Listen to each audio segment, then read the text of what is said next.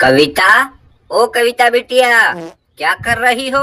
कुछ नहीं मम्मी, दो लोंडों ने मुझे बहुत परेशान करके रखा है, उन्हीं को गोली मार रही हूँ। अरे कलमुही, पता नहीं तू किसे गोली मार रही है, लेकिन हत्यारिन हो जाएगी तो तुझे कौन ब्याह के ले जाएगा? तो हो मम्मी, आप भी कैसी बहकी बहकी बातें कर रही हो?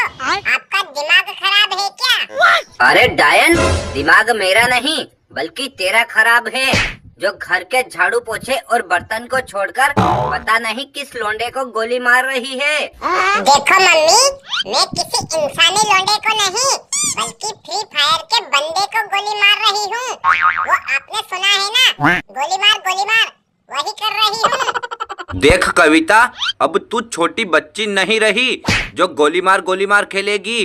अब तू जवान हो गई है, इसलिए तुझे घर के कामकाज निपटने के बाद अपनी पढ़ाई पर ध्यान देना चाहिए। अच्छा। हाँ जी, आप बिल्कुल सही बोल रहे हो।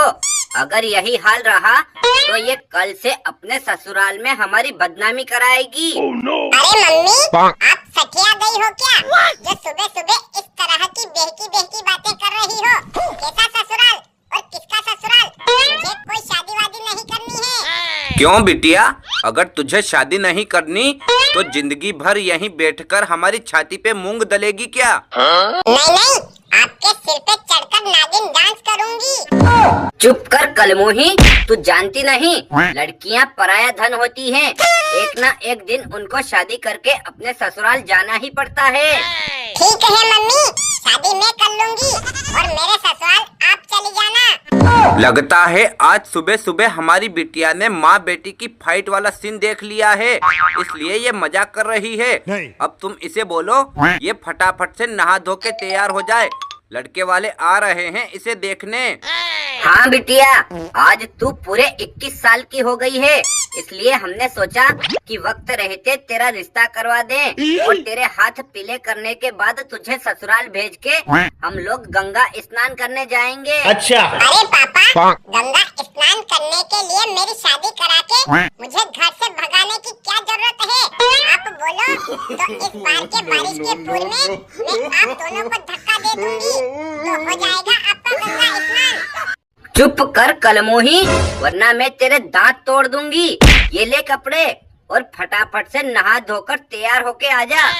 ठीक है मम्मी पापा, आप दोनों लोग इतनी ही जिद कर रहे हो तो कर लूंगी मैं शादी, लेकिन लड़का फ्री फायर खेलने वाला होना चाहिए ताकि हम दोनों साथ में बैठकर फ्री फायर खेल सकें। देख बिटिया, हमने तेरे लिए बड़े घराने का लड़का देखा है जो पुलिस इंस्पेक्टर है। अच्छा। और आज उसी के माता पिता तुझे देखने आ रहे हैं।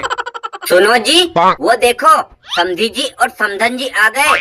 आप बिटिया को बोलो ये नहा धोकर तैयार होके आ जाए, तब तक आप उनके साथ बैठकर बातें करिए और मैं चाय नाश्ता बनाकर ले आती हूँ। आइए आइए समधी जी, आप यहाँ कुर्सी पर बैठ जाइए और समधन जी आप वहाँ सोफे पर बैठ जाइए। और ये साथ में लड़का आपके पड़ोसी का है क्या? कैसी बात कर रहे हो समधी जी, यही है हमारा बेटा और आपका होने वाला दामाद। अच्छा, ऐसी बात है। और आप बताइए समधन जी, इस वक्त आपके बेटे की पोस्टिंग कहाँ है? अरे समधी जी, इस वक्त हमारे बेटे की पोस्टिंग अपने ही जिले में है और मेरा बेटा बहुत होनहार है, जो सारे मुजरिमों को जेल से बाहर और बेगुनाहों को जेल के अंदर डाल देता है। हाँ अंकल जी, मैंने कल ही एक बुरे आदमी को जबरदस्ती जेल में थूक दिया और एक खूनी अपराधी को जेल से रिहा कर दिया। अरे वाह, जियो मेरे शेर, तुमने तो वाकई में बड़े पुण्य का काम किया है। वो देखो तुम्हारी होने वाली सासू माँ चाय नाश्ता लेके आ गई है, पहले चाय पी लो वरना उसमें मक्खी गिर जाएगी। पाए लादो ठाटू माँ, लेकिन कविता कहीं दिखाई नहीं दे रही, वो कहीं बाहर घूमने गई है क्या? नहीं बेटा, उसे नहाए हुए पूरे 6 महीने हो गए थे और आज हमें खबर मिली कि आप लोग उसे देखने आ रहे हो, इसीलिए मैंने उसको नहाने भेजा है। बस वो 2-5 मिनट में नहा धोकर तैयार होके आती ही होगी। अरे भाग्यवान, तुम खड़ी क्यों हो? जाकर तुम भी समधन जी के पास सोफे पे बैठ जाओ और उनसे कुछ प्यार भरी बातें कर लो। अच्छा। अजी मैं समधन जी के पास बाद में बैठ जाऊंगी, पहले बिटिया को देख के आती हूँ कि वो तैयार हुई कि नहीं। अगर उसे बुलाने नहीं जाएंगे तो वो वहीं बैठकर फ्री फायर खेलने लग जाएगी। क्यों समधन जी, आपने अपनी बेटी को रोटी सब्जी बनाना नहीं सिखाया? वो दिन भर फ्री फायर ही खेलती रहती है क्या? ऐसी बात नहीं है समधन जी, वो महीने में एक आध बार रोटी बनाती है तो वो भी बिगड़ जाती है, फिर मैं जाके सही करती हूँ। अरे भाग्यवान, इन छोटी छोटी बातों में क्या रखा है? अब चुप हो जाओ और वो देखो हमारी होने वाली चांद सी बहू आ रही है। अच्छा। आओ आओ बिटिया, अपने होने वाले सास ससुर के पैर छुओ। पाए लागू आंटी जी।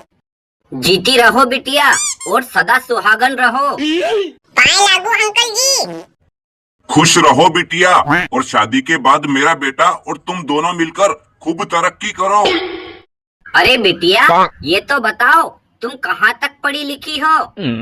देखो आंटी जी, मैं 9 बजे से लेकर 11 बजे तक पढ़ी हूँ और 5वीं में 5 बार फेल हुई हूँ। अरे समधन जी, हमारी बिटिया तो इतनी होनहार है कि इसको इसके स्कूल की तरफ से बेस्ट लूजर होने का प्रमाण पत्र भी मिला है। लेकिन एक बात बताओ, आपका बेटा जो अभी अभी पुलिस इंस्पेक्टर बने हैं, उन्होंने कहाँ तक पढ़ाई कर रखी है? तुम टेंशन मत लो बिटिया, मैं तुम्हें सब सच सच बताता हूँ। मेरा बेटा 12वीं में 24 बार फेल हुआ है, तब जाके पुलिस इंस्पेक्टर बना है। क्यों पापा, कविता से खाली बातें आप ही पूछोगे क्या? मुझे भी कुछ पूछना है। हाँ हाँ दामाद जी, आपको मेरी बेटी से जो भी पूछना हो पूछ सकते हो, वो सब सच सच बताएगी।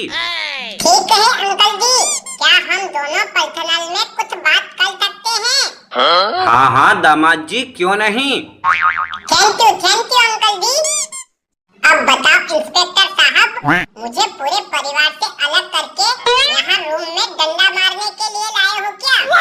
नहीं पगली, मैं तो तुमसे बस ये पूछना चाहता हूँ कि तुम झाड़ू पोछे से लेकर खाना वाना बनाने का सारा काम कर लेती हो या नहीं? देखो जी, मुझे खाना बनाना तो उतना अच्छा नहीं आता, लेकिन मैं झाड़ू पोछे से लेकर बर्तन मांजने का काम चुटकियों में कर लेती हूँ। ठीक है, कोई बात नहीं, खाना मैं बना लूंगा। लेकिन ये बताओ, तुम्हें खाने में क्या पसंद है? देखो जी, खाने में मेरा सबसे फेवरेट चीज केला है, लेकिन तुम्हें क्या खाना पीना पसंद है? मुझे भी ठंडला और दूध पसंद है। शादी से पहले ये किस तरह की असली बातें कर रहे हो? अगर मेरे मम्मी पापा सुनेंगे तो रिश्ता होने से पहले ही टूट जाएगा। अरे कविता, मैं गाय के दूध की बात कर रहा हूँ। और ये बताओ, तुम्हें मेरे तोतलेपन से कोई एतराज तो नहीं है? देखो जी, मुझे आपके तोतलेपन से कोई एतराज नहीं है। मेरा सपना था